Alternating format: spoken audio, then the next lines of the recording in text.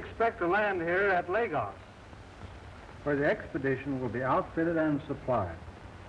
A 500-mile trip up the Niger River, and then another 1,000 miles of sandstorms and terrific heat as we skirt the great desert will bring us to the Shari River, where the real difficulties will begin. After crossing the Shari River, I don't know how yet, we will travel through the Belgian Congo and into the thickest jungle on earth. But it is here that we expect to find the Efi pygmies. Then we will continue on across the Rigo Mountains and make our way to the headwaters of the Nile. It's in the swamps about here that we hope to photograph the rhino and elephant. From here it is a long trek over mountain and veldt to the Serengeti Plains in Nika, the greatest game country in the world. Here we will find many species of interesting and odd animals, and last but not least, the lion. The actual starting place of the expedition in Africa is the little village of Akeza, which swelters in equatorial heat on the mud flats of the Niger River, and we are already over 10,000 miles away from home. Adventurous missionaries, ivory traders, and elephant hunters have used this town as a jumping-off place many times before us, and signs of civilization are apparent. Life is not a game of bridge and an afternoon of tea for the ladies of Africa. They are too busy pounding rice for the next meal. Yet there are light spots in this dark land. Here is a beauty parlor. She doesn't put in permanent waves. She's paid for trying to take them out. Anyway, she's trying to take out something. And here is the original tailor of 2 suits for the price of 1 franc. While he weaves a pair of trousers on his ancient foot-power loom, his customer in the background waits in his other suit. This little group of elephant tusks is worth over $10,000, and each pair represents the death of a 4-ton animal. Here we charter an old-time wood-burning stern-wheeler, which will carry the expedition approximately 500 miles up the Niger River. From that point, we will travel by truck, and the foot safari will carry the supplies.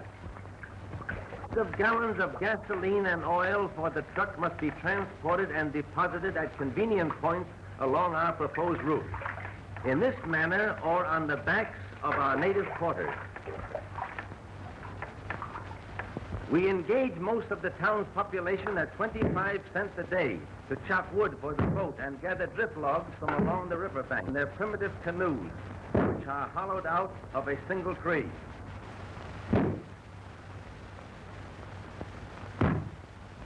The foot safari of 200 natives are chosen from various tribes, and the immense amount of necessary supplies are divided into small loads, which they can carry on their backs far in advance of the truck and sound equipment.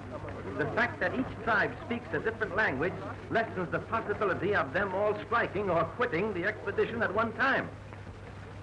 How would you like to carry 60 pounds on your head 20 miles a day in torturous heat? Finally, the entire expedition is loaded onto the steamship which will carry us up the Niger and into the heart of the dark continent. Then we will begin our great trek across equatorial Africa, where man is the prey of animals and animals the prey of man. Africa the unknown, Africa the challenger. Up the Niger River, a hot fever-stricken country known as the white man's grave. Quinine becomes our daily diet to ward off the dreaded fever. But finally we arrive at Lokoja, where we transfer our luggage to the truck, and the foot safari is sent far ahead with supplies. This country is full of rivers which are at flood tide, and the raging torrents make crossing difficult. The crossing of the Shari River presented a problem until we found a trader with a small portable motor attached to a rowboat. Our own men fashioned a flimsy raft of 3 dugout canoes, which didn't look very safe, but was better than nothing at all. So we put the truck on and took the chance of walking back if anything happened in midstream. Goodbye, everybody. However, many trips landed everything safely. and on the other side we met some lonesome Frenchmen who treated us to wine and a very fine dinner. They were surprised to find that we had come all the way from the west coast by motor and assured us that nobody had ever done so before. Now our real troubles begin. Nights spent in swamps, heavy rains that make the landscape a sea of mud, and 5 miles a day forward is a good run.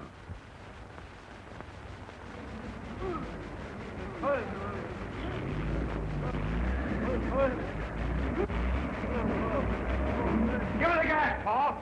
We don't want to spend another night in this swamp.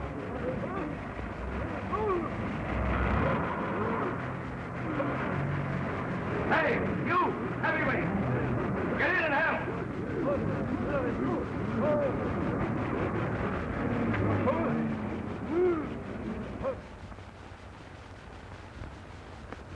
At last we arrive on the edge of the great Ituri forest, in which elephants, the largest of all animals, and pygmies, the smallest of men, are found.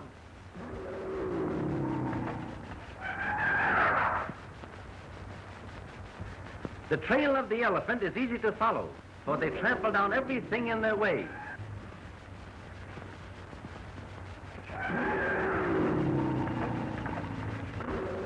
Larger in size, but comparable in bulk to the rhino, elephants differ greatly in... They are the wisest of all African animals, and rhinos are the most stupid.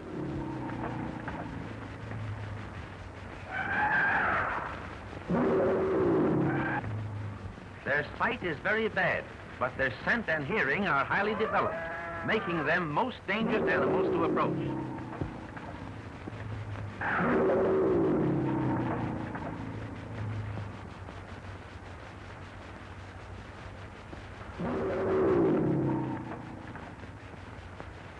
A family like this are very loyal comrades. They have been known to carry a wounded pal away from danger, supporting his immense body between them at the risk of their own lives. The African elephant, unlike his Indian namesake, has never been successfully trained for the use of man. Until recent years, ivory hunters penetrated the haunts of the elephant for centuries, killing millions of these majestic mammoths and taking away nothing but their tusks.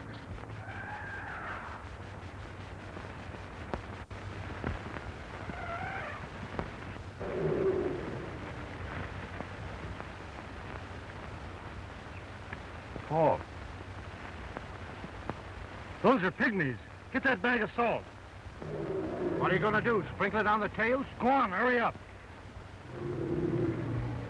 We had been unable to find a route through the dense forest to the pygmy village, so we seized this opportunity to bribe our way with salt, which necessity of life is very difficult for them to obtain. Boy! Kuja hapa. Kuja. Kuja hapa. Here you are. They love it. Like a child loves candy. It's very scarce in the forest. Chumbi. Chumbi mingi. Kuja.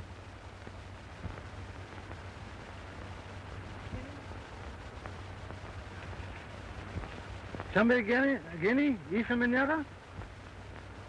Yo! Dito! He says he'll take us to the pygmy clearing if we bring plenty of salt. We better bring plenty of water. Something tells me he's going to be plenty thirsty. Finally, our little guide brought us to a clearing in the center of the deep Ituri forest, and hundreds of pygmies came from all directions to greet us. The average height is a little over 4 feet, and they rarely weigh more than 75 pounds, but they are well proportioned and comparatively strong. This is the smallest tribe of people in the world. They live in clans of 20 or 30, a few miles apart, and a representative of each family receives the salt.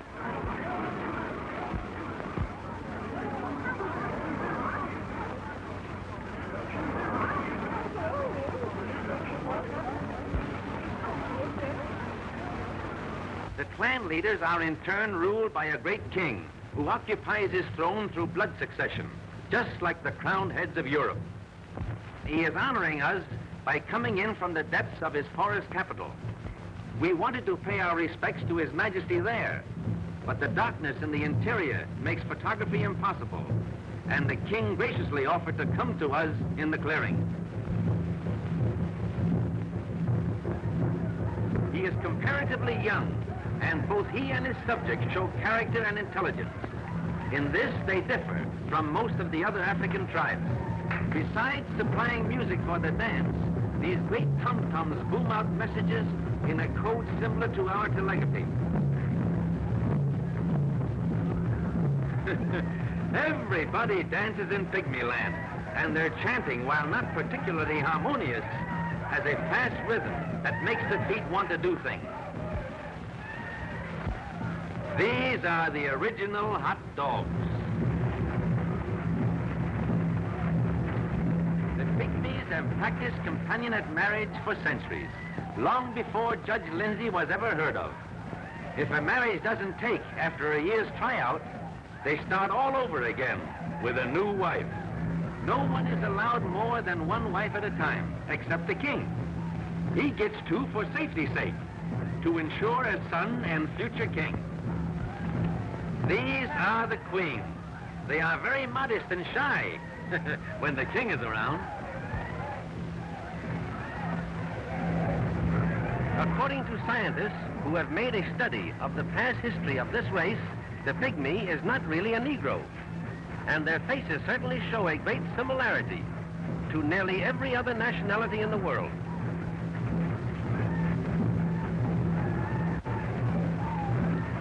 Less than 2,000 of this particular tribe are known to exist, and until our visit, no one ever knew the proper tribal name, which is Ifi, I-F-I, Ifi.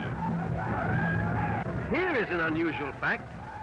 This peculiar style of wrestling is exactly the same as a very popular sport in Japan called rice wrestling. And here we find it in the center of Africa, 10,000 miles away. The idea of the thing is, the first one who is thrown off his feet is the loser. They make everything that they use, and the jungle furnishes them with food.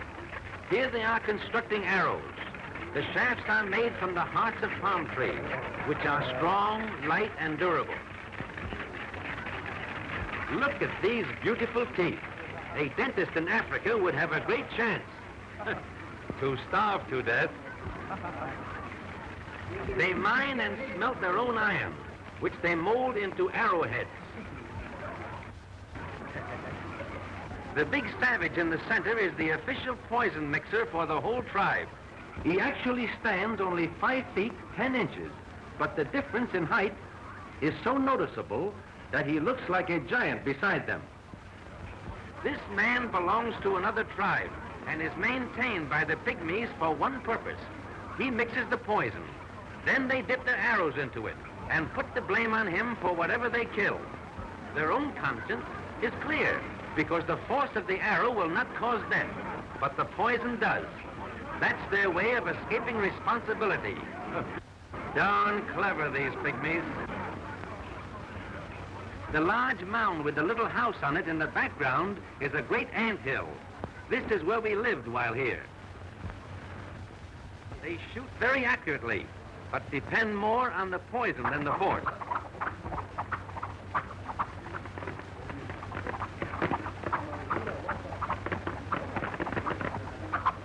These tiny people kill a huge elephant with these small arrows, but it takes 3 or 4 days for the poison to take effect. After the elephant is hit, they follow him through the dense jungle until he dies. If a golfer had this perfection of motion, there wouldn't be anything but champions. Notice how he always keeps his eye on the target, and he follows through with almost continuous action. Yes, they have some bananas. You can tell by their fat tummies.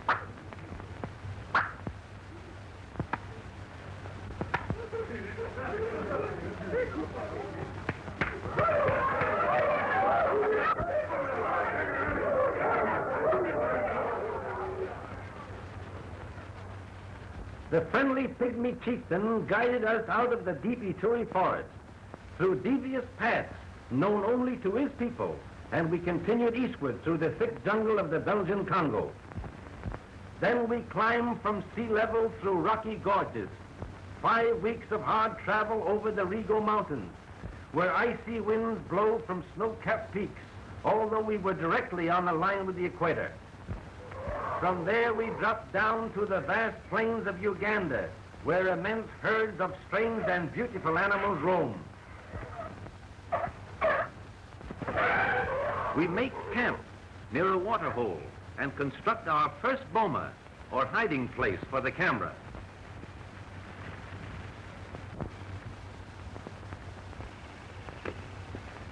Charlie. Huh? Here they are. Thompson gazelles, the most plentiful game in Africa, and probably the tamest. These very timid little animals were discovered by Joseph Thompson, from whom they derived their names. Both male and female have long, sharp horns, but they are quite harmless, and the little ones, that is, the young ones, make a wonderful roast. Cute little things.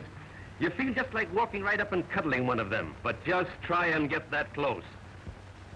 Look at their tails wiggle. That's a sure sign that they know we're watching them. But they have to drink here or go thirsty. The little birds that just flew in are African sand grouse, also good eating.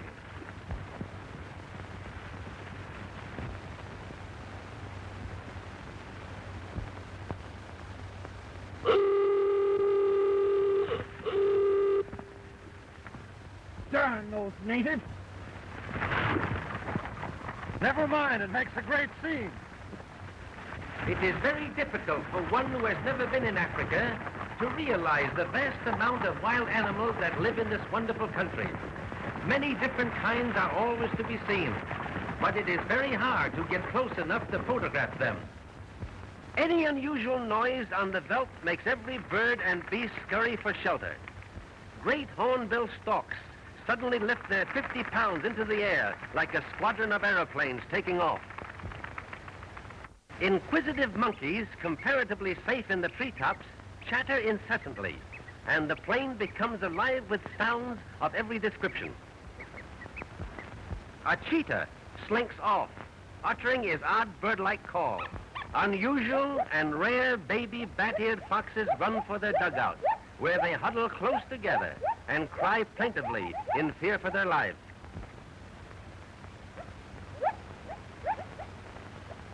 Even a herd of ostriches glide by. The huge pads on their feet muffle the sound, and they make great speed in their springy, strutting manner. It's like Mother Nature holds a grudge against the zebra. Its glaring stripes make it an outstanding target for beasts of prey in search of food. Almost powerless when attacked by a lion, but oh boy, they kick and bite viciously when bothered by other animals. Zebras in zoos over here rarely make any kind of a sound, but this shrill bark is common both day and night in Africa. The stripe patterns are like human fingerprints. No two are found alike.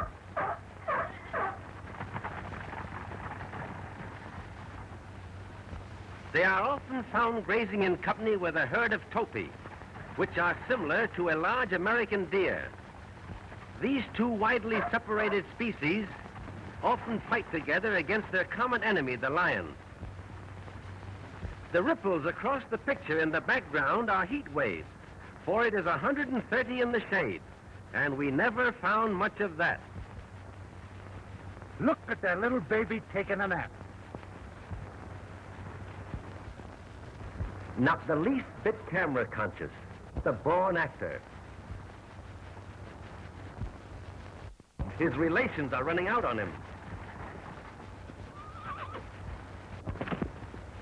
I don't know whether he's calling his mother or his father, but I guess he wants his mama.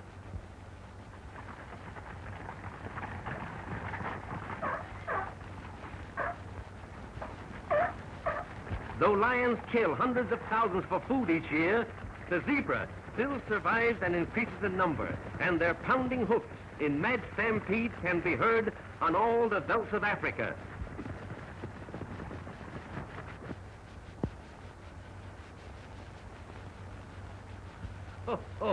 The original rubberneck. You can't get close to a giraffe without him seeing you, but their curiosity is stronger than their fear, and often they'll stand 100 yards away and gaze steadily down at you. They are natural-born reachers. They will drink every day if near water, but they can get along without it for weeks at a time, thereby making a monkey out of the camel. A full-grown giraffe is the tallest animal on the face of the earth, often standing nearly 16 feet high. Hunters rarely kill these harmless monsters, but the natives often do, for the hide makes a bullwhip 30 feet long without a break.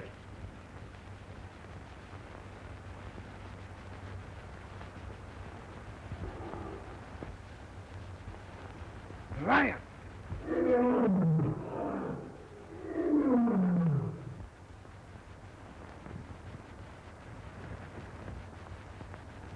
There they are, Paul. But these two lions are stuffed with food and lazy. They're just looking for a snooze. But Mr. Giraffe doesn't trust them.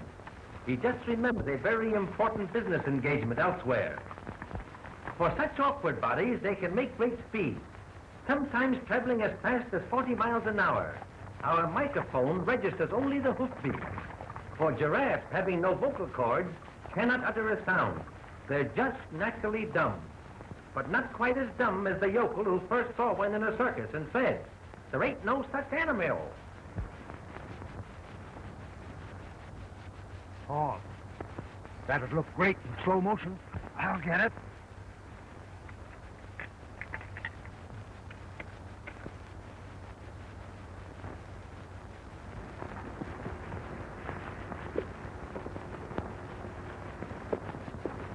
Here is a marvelous chance to study their peculiar rocking horse gallop. All 4 feet are never off the ground at one time. They were once called camel leopards, due to their leopard spots and their unusual ability to go without water. The huge legs, long neck, and sloping back make the giraffe appear clumsy. But notice how the head remains level, while the neck takes up the bumps like a shock absorber. They could run clear across the picture with a glass of water between their horns and not spill a drop. Once underway, these great runners are hard to stop, and they have often hung themselves on the telegraph wires of the new railroad, which has been started from the Indian Ocean coast.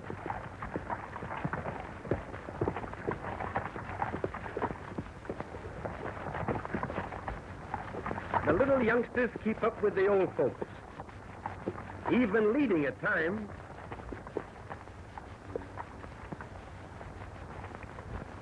Here's a sure enough neck-and-neck race, with the little fellow trying to hitch on behind. If he only had sense, he'd grab that tail. Where do we go from here? Lake Albalasset. Lake Albalasset? Uh-huh. Yango! Get out of there! What do you mean getting up in that box? We want you out here! What? Paul, look at that! Yango, Maniki! Hapa! Fancy! Kima, Makufa! Ah, Bibi, cowards, get out of here! Lake Albalasset comes as close to being inaccessible as any lake in the world, and to our knowledge, we are the first to photograph it. Remote and uncharted, showing no inlet or outlet, this lake is one of Africa's great mysteries. Here, millions and millions of flamingos breed, live, and die without ever leaving the spot. It is such a gorgeous sight that we determined to get some closer photographs. Driving the truck down is out of the question, because the lake is situated on the bottom of a great bucket-shaped hole in what is otherwise a flat plain for hundreds of miles. The side walls are 200 feet of perpendicular rock, and it was a very difficult task to lower ourselves and the necessary equipment into this natural inferno.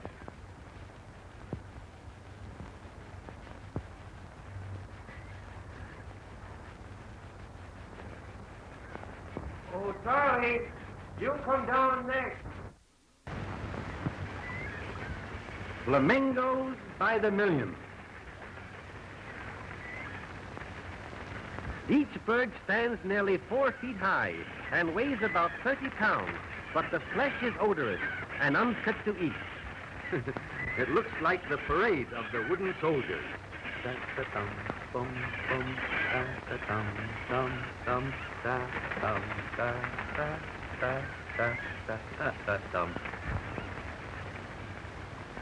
They appear to be floating, but in reality they are walking in deep mud under a foot or so of shallow water. Mr. and Mrs. Flamingo are inhaling their daily bread.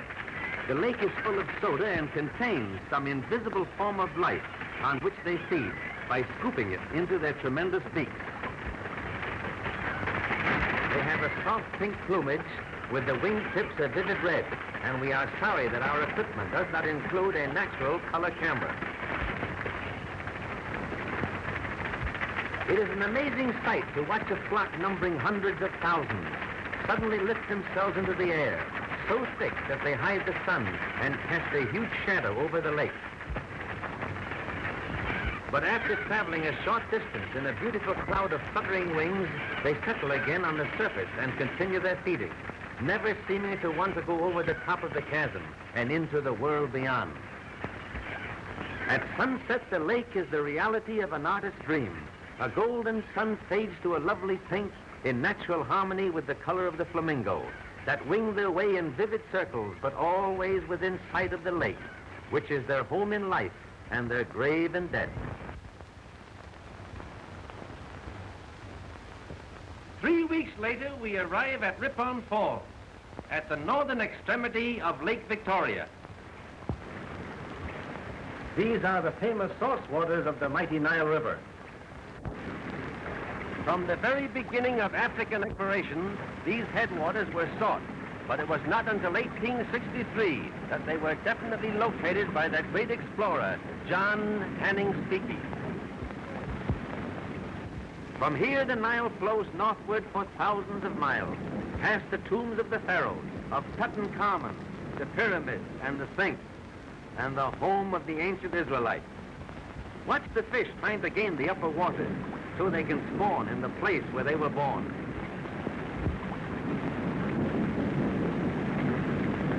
Oh, how would you like to have that baby on your hook? 50 miles below the falls, the Nile spreads out into a flat, virgin wooded valley. Unusual trees such as this dot the shores, and in the interior, a short distance, are almost impassable papyrus swamps. It is here that the famous tsetse fly, which causes sleeping sickness, breeds, and the far-famed white rhinoceros makes his home. Here he is, the square-lipped, or so-called white rhino. He is much larger than the common black variety, and less than 200 are known to exist. Gosh, that's a big one. What do you think he weighs? Oh, about 3 tons. Gee, all bulk and no brains. Charlie, take the little camera and try to get a different angle.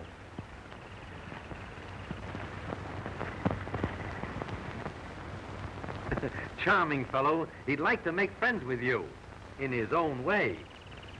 Thick-skinned and bad-tempered, this most weird survivor of prehistoric animals is rapidly becoming extinct. The horns are not bones, but consist of thickly compressed hair, which is valued at 3 times the price of ivory because it is shipped to China, where it's considered the greatest of all medicine cure-all. And though they have a placid cow-like expression, they will charge without notice, and 5 or 6 of them fighting together have been known to kill a lion. Dozens of them huddle under one small tree to escape the terrific heat, for shade is scarce.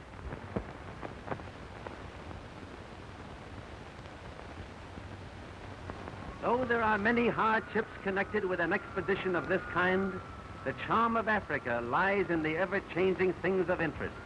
You never know what to expect just around the corner. Paul! What is it? Look at those big, Grasshoppers. Grasshoppers, nothing. Those are Abyssinian locusts. The whole belt will soon be black with them. We'll have to cover everything up. Come on. Go and get that camera, quick. Charlie, you'll have to cover that truck with the canvas and tie it down tight. All right. Yango! Come on, Yango. Hurry up.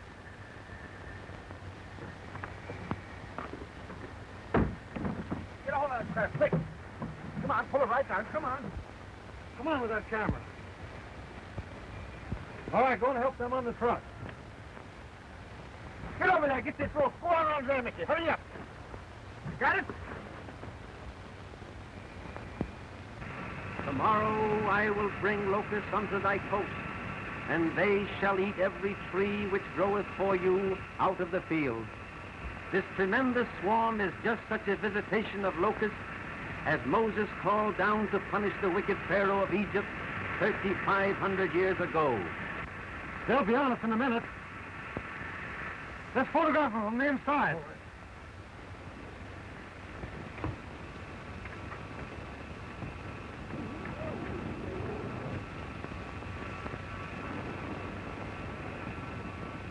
The windows of the tent were especially constructed of flexible isinglass, through which photography is possible.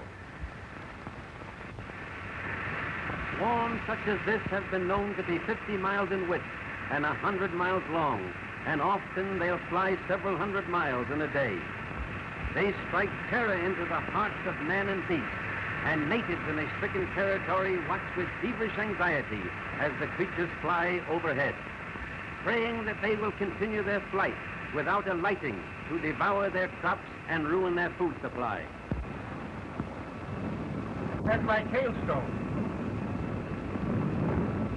Are the boys safe? Yes, I put them in the cab of the truck. Like an enormous storm of black flakes, they cover the earth in a ravenous horde, eating every bit of grass in their path. Every animal leaves the stricken area, and hundreds die in their frantic efforts to shake off the pest.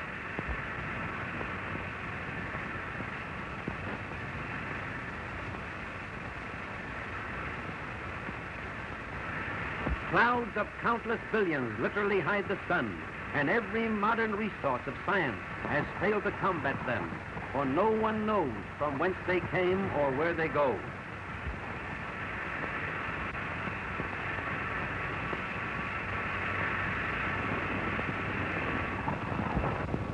They're stampeding the wildebeest over here. Get out of the way and I'll get some of that.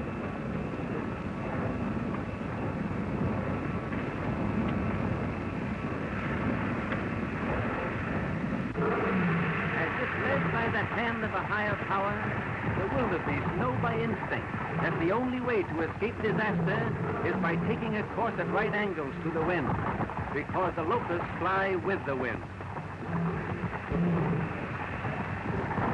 It is estimated that there are about 60,000 locusts to the square yard, and a swarm such as this covers millions and millions of square yards.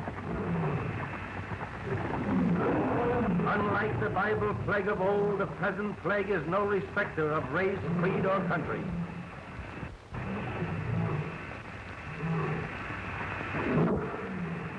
The stampeding wildebeest raise clouds of giant hoppers, which have settled on the ground. The frantic animals must travel more than 50 miles in such storms before they can eat or drink again.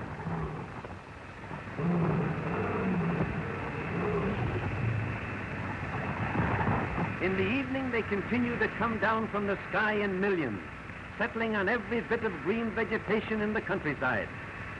They break strong branches of trees by the sheer weight of their countless numbers, and the ground is covered with a blanket at least 6 inches deep.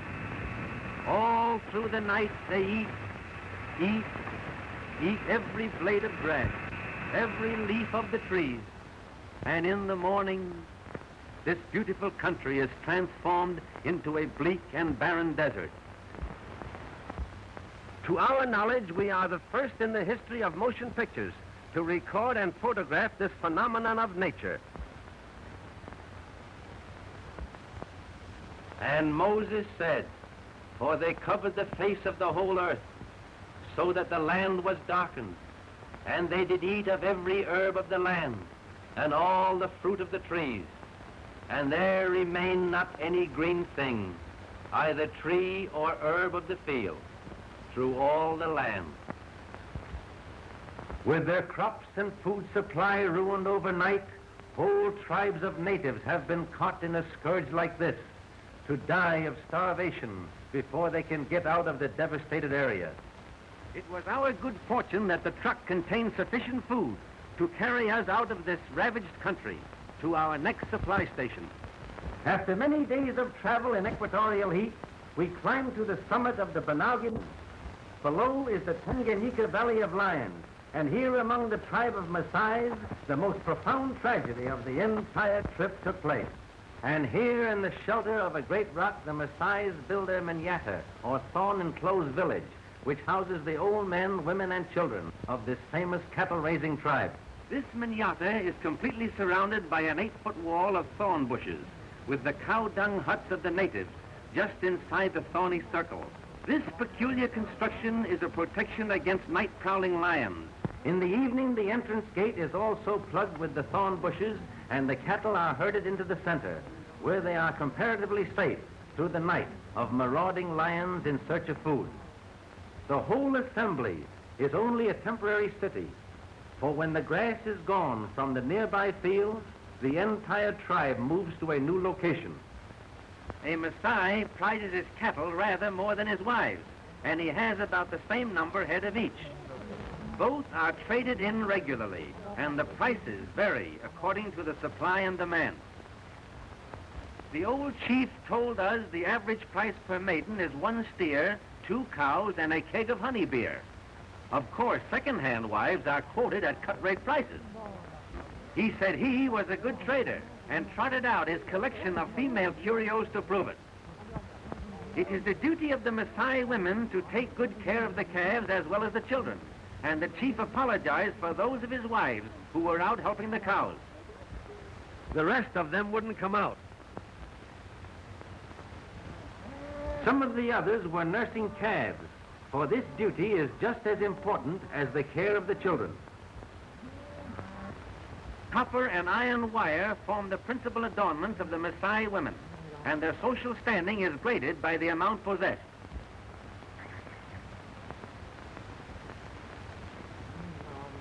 Some of the favorites can hardly lift their arms because of the weight of the many metal rings for which the fond husband has traded his precious cattle. The cattle spend the night in the circle of thorns, and at daybreak they are turned loose to graze on the plains. No Maasai ever eats meat. They live entirely on an atrocious curd made from milk and blood, both of which are drawn from the cows. Even in times of starvation and drought, they die by hundreds rather than eat the meat of the cattle, which they persist in treating as ornaments. They are slightly smaller than our cattle, and each has a peculiar hump on the back like that of a camel. While his youngest son attended to the cattle, the kind old chief instructed his oldest boy, Kega, to show us around and help however he could in our purpose to secure close-up scenes of wild lions. Though thousands of lions are known to be in this grassy valley, they have learned to stay away from the cattle because a human being is always with them. A traveling Presbyterian missionary told us strange stories of a strange tribe 1,500 miles north and west. Human beings with faces of crocodiles, freaks which the world had never seen. So we retraced our route through treacherous swamplands northward along the old slave trail near the Sahara Desert. Trucking across Africa over caravan trails built only for foot travel under a blazing sun is no picnic. Here the naked tribe of Ululu helped us build a bamboo bridge, and because we were afraid the vibrations of the motor might shake the flimsy structure to pieces, the truck was dragged across by women. The men would have helped, but they had to stay home because it was house cleaning day. Besides, they were tired, Lazy, tired.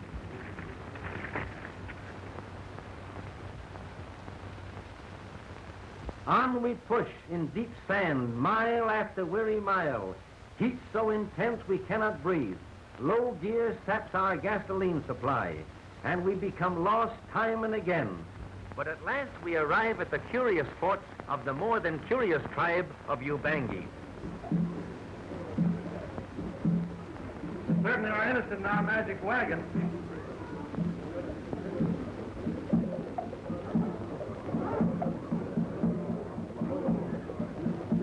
I think it's the first truck they have ever seen.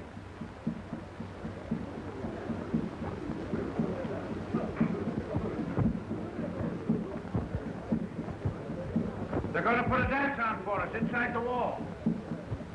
Let's get the camera down there. The story of the Eubankies is as strange and tragic as any in the history of races. A few hundred years ago, these women were far famed for their beauty. Now they are the most horrible in all Africa, and so made by their own hands.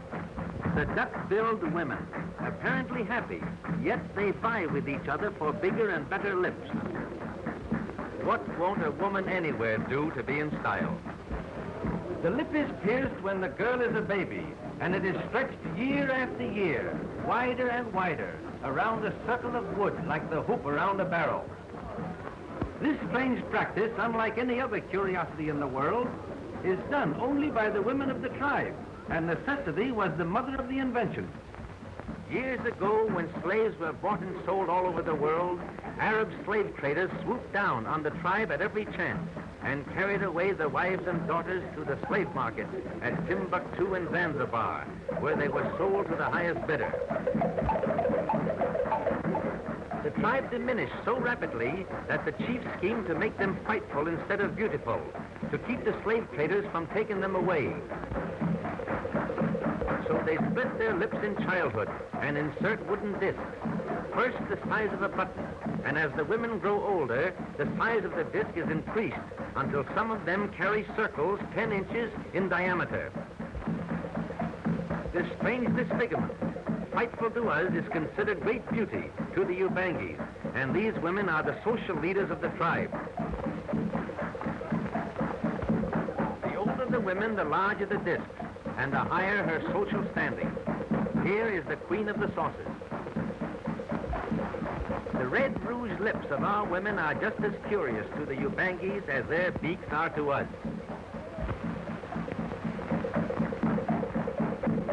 With the passing of slavery, this custom so long established is now being tabooed by the French government. But ugliness is still a virtue, and even now the prettiest daughters slash their cheeks to win the favor of the warriors. These little girls mature very early and are often married before they are 10. They are mothers when some of our youngsters are in the 3rd grade.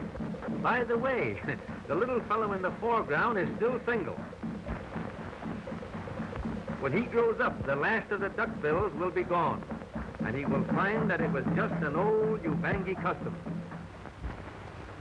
Women without scars or big lips haven't much value, and the father sells them for whatever he can get. Here's a young man with a pet hyena who is on his way to make a trade for a wife.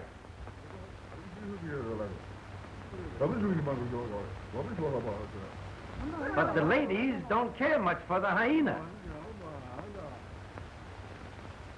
So he returns home for his only other possession of value, a trained marabou stork. Now the stork is playing hard to get.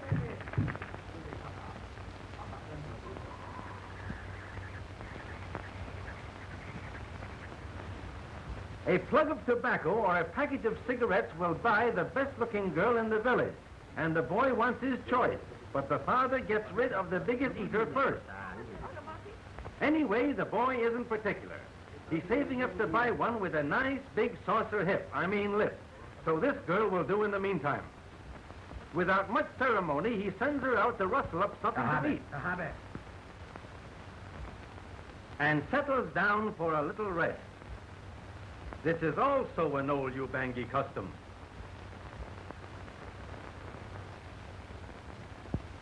Once again, we head south toward Ripon Falls and our ultimate destination, the lion country. Obstacles which had seemed insurmountable before now become easy, for we know the way and are happy that our 3,000-mile side trip has been successful. From Ripon Falls, our route skirts Lake Victoria through the most beautiful country in the world, and eventually we arrive in the territory of a very unusual animal, the impala. I-M-P-A-L-L-A, impala, the most graceful of all the antelope family.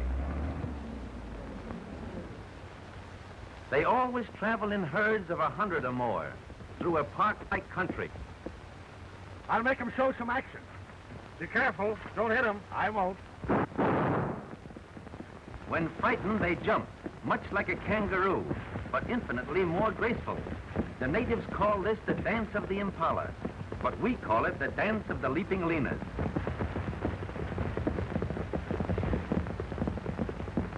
Look at that baby jump.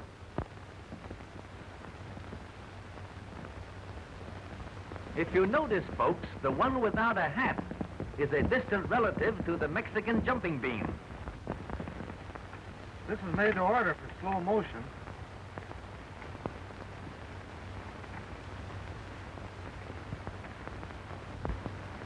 No authority seems to know why the impalas jump. It's just another of those unexplainable mysteries of African animal life. When they stop, no amount of outside interference can start them again.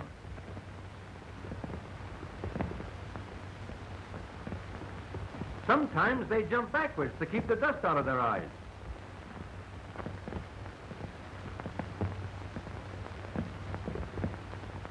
They almost seem to have wings as they literally glide through space.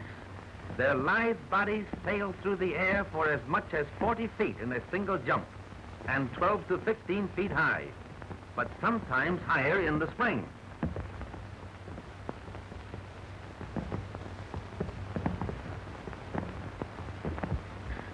They jump higher on their mother's side than they do on their father's side.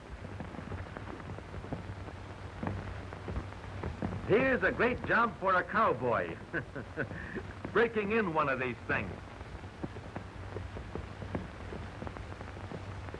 You'll never find these animals in a zoo, and the reason is evident.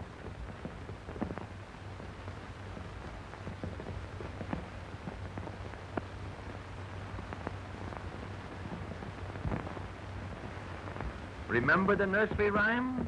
The cow jumped over the moon? Well, these must have been the cows. It's probably something they ate last night. There goes 3 of them up together. Lions eat very few impalas because the impalas keep him on the jump, and the lion goes crazy trying to catch up.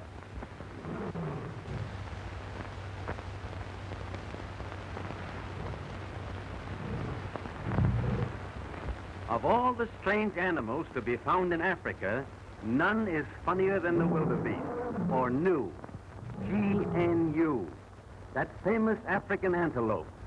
From the rear, they look like a horse. From the front, like a buffalo. They act like a cow and make a noise like a lion, all of which means that something went wrong somewhere. With their shaggy manes and heavy forequarters, they remind one of the American buffalo, but only at a distance, for they are much smaller. They always roam through fairly open country in great herds, and when the sun is in back of them, their white beards make them visible for miles.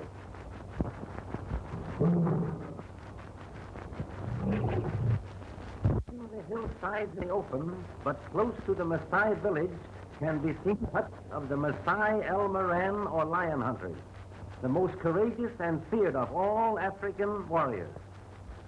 They are the tribe policemen or protectors, and in these clusters of small huts they live like knights of old, being carried their food of milk and blood by maidens of the tribe, who also live with them in a state of free love. They are maintained for the sole purpose of hunting lions, which have become man-eaters or molesters of the great herds of cattle that constitute the wealth of the tribe. Here in this valley of lions, we make a permanent camp and carefully prepare to obtain motion pictures and sound of the giant cats in their natural mood.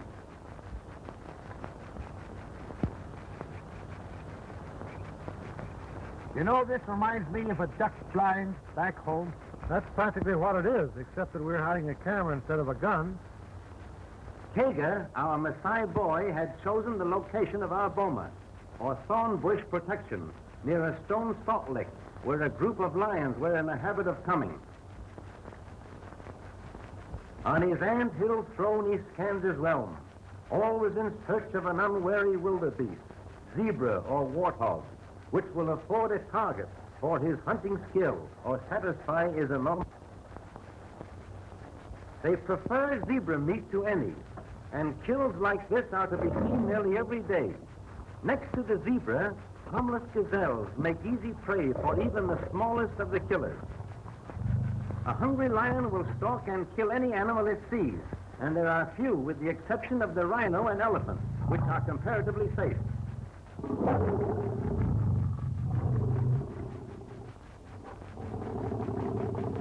Truly the king of beasts, flesh-eating and blood-drinking, but now a picture for an artist's eye. Though she appears as gentle as a tabby cat, the female is more deadly than...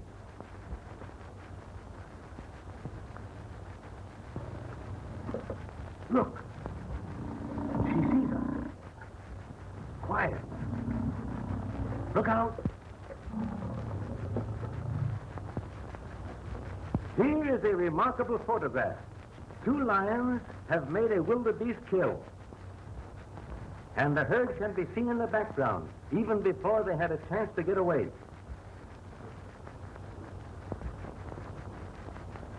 Even at that, some of the best pictures escape our camera. For instance, we saw this great female leap clean over the hedge in the background, carrying a 200-pound gazelle in her teeth. Lions are not supposed to be able to climb trees.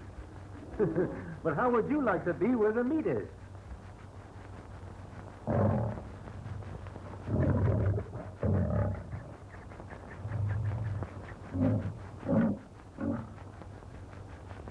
The heat at all times is almost unbearable to both man and beast. In the middle of the day, when the sun is white hot, they huddle under scraggly trees for what little shade there is.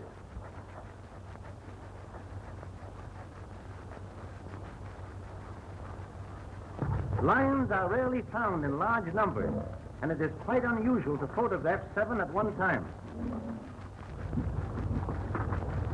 At 3 months of age, the cubs cry for meat, and mother must provide. For these have not yet reached the age when they can make a kill of their own.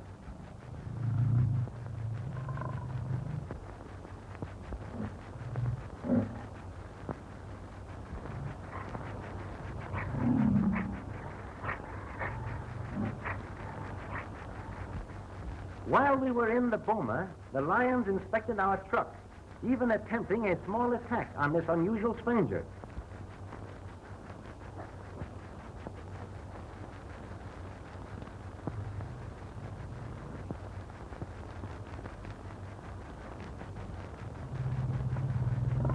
They tore off a spare tire and slyly took a little nibble at it. They seem much surprised when it doesn't bite back.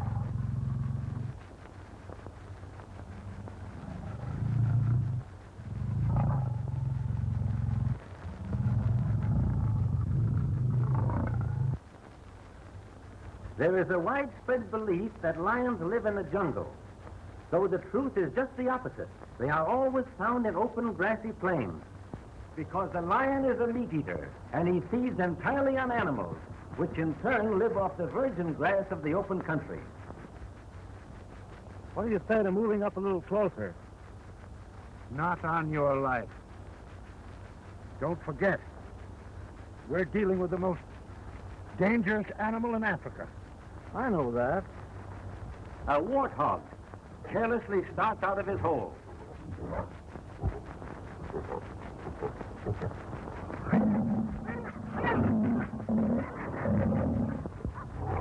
He carries this 200 pounds of dead weight like a house that would amount. But lions never tease a victim. They break the neck instantly with a tremendous swipe of the paw and eat what they want almost immediately. Bring that magazine case, Charlie.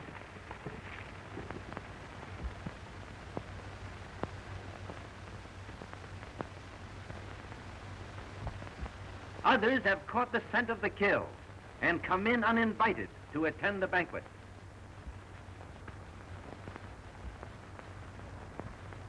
Shooting the prowlers of the plains with a camera is much more difficult than with a gun and brings one in closer contact with them.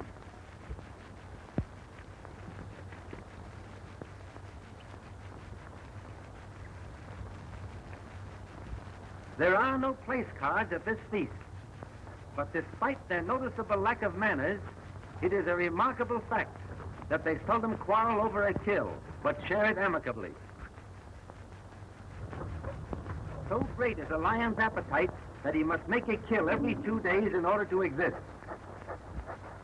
The thousands of lions in this section kill hundreds of thousands of animals each year for food alone. In their natural state, active lions are seldom found with great shaggy manes like those in a zoo, because the long hair is caught on bushes and torn by the thorn trees.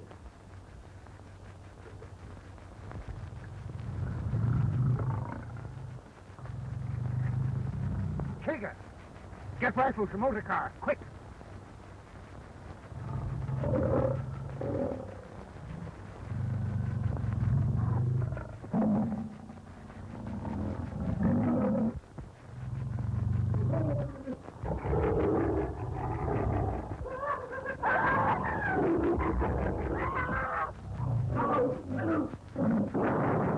Look out, sir!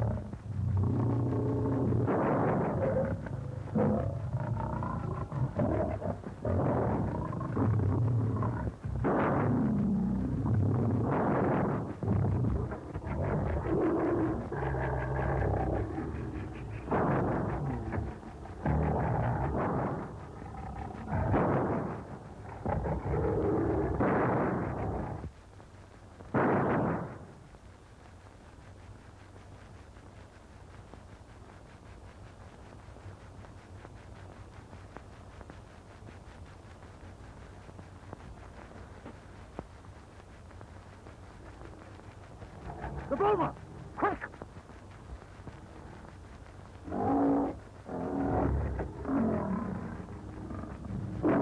One big male even followed us toward the boma.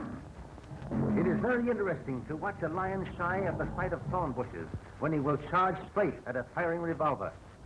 After reloading our revolvers, it was useless to continue the battle because it was already too late to do anything for poor Kaga.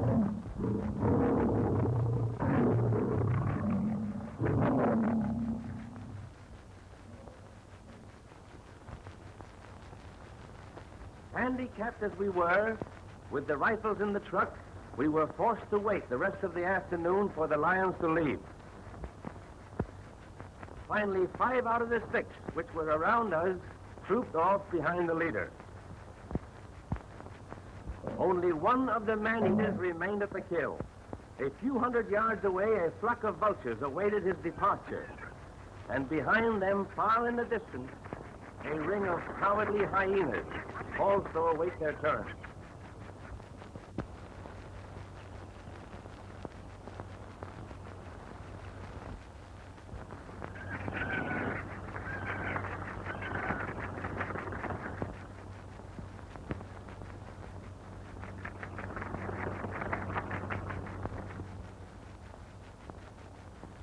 It's going to be tough to tell the poor old chief about Kaga.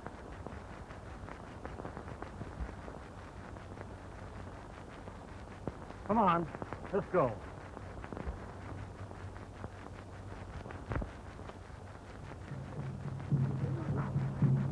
The code of the savage, a life for a life. The council of the elders are meeting to decide which of the younger warriors shall be sent out after the lion. They have long been accustomed to kill with the spear lions which have become man-eaters or molesters of their cattle.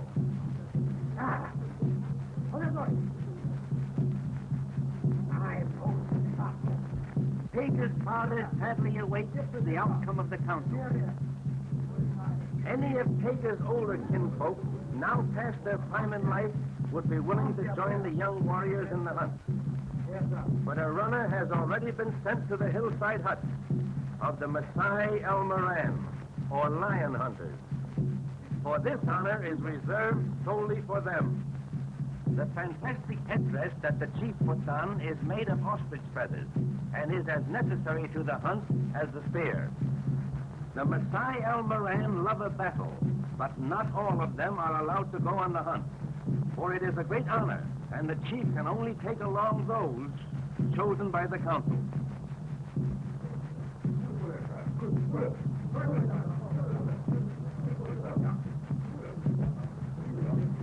Most of the younger warriors wear headdresses made from the manes of the lions they have killed. All their lives they have lived on animal food, milk and water, and they are as fit as the lions they hunt, proud, cruel, and fearless. They let us come along to photograph the hunt, only on our solemn promise not to shoot the lion.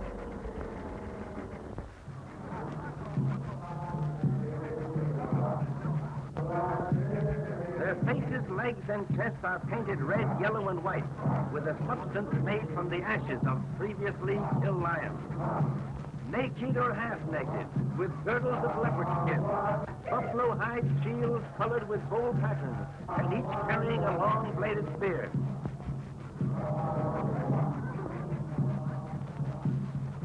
For now the main master of wild, the terror that stalks by night, this grim lord of slaughter, is to meet his doom at the hands of the only foe who dare molest him.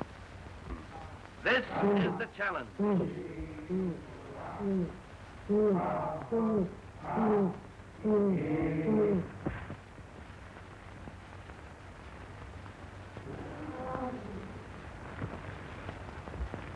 They chant in unison the song of the lion, and their own fierce singing builds up a furious wrath at the man-killing beast.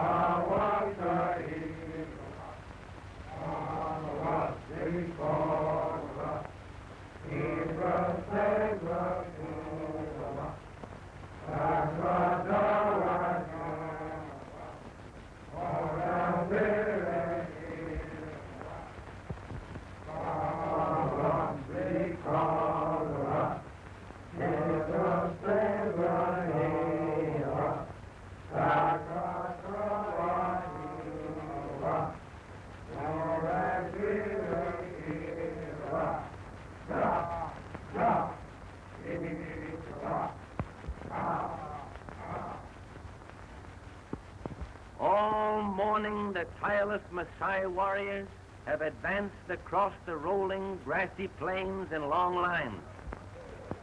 Beating across a circle 12 miles in diameter, lie the panthers, their great muscles rippling under their smooth, dark skin.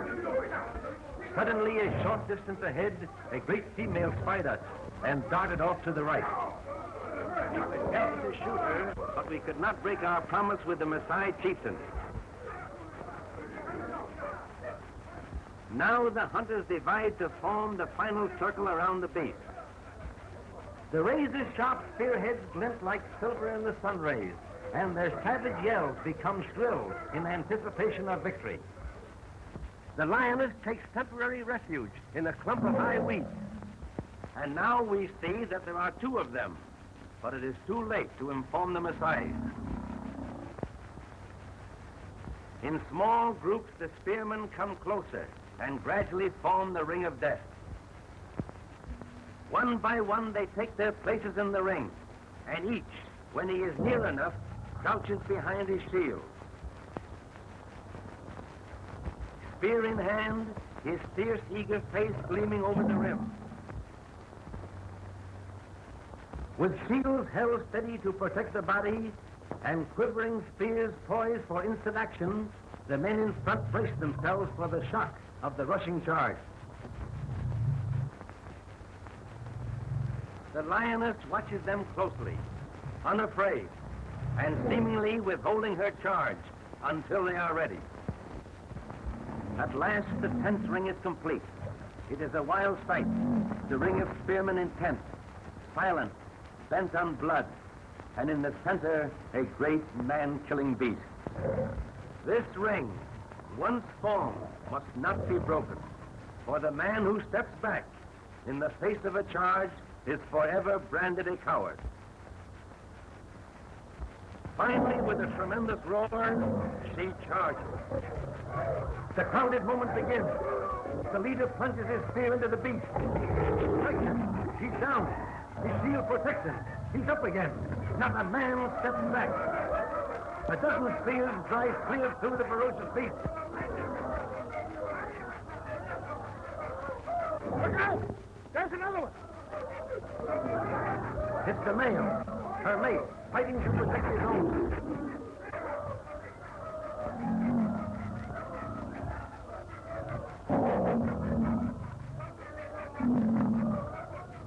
Look out!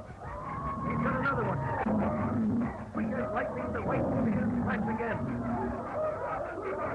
Even as he falls in death, he fights with the spear.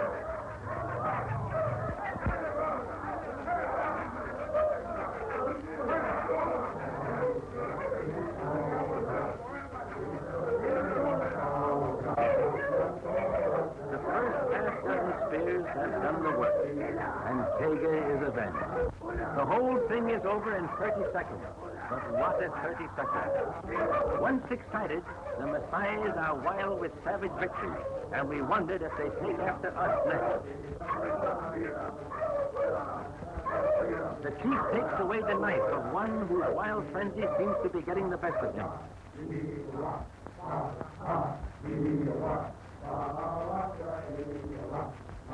Strange to say, the victors appear unhappy over their victory, for the lion is a symbol to them of everything great, and they worship his power with deep respect.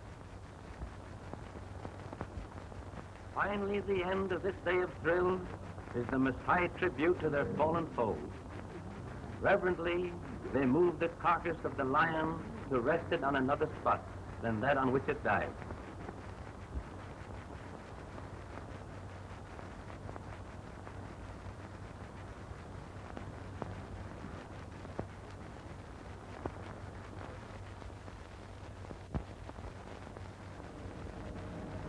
Later, we arrive at the Indian Ocean, which represents the end of our memorable journey of 14,000 miles across the most interesting continent in the world.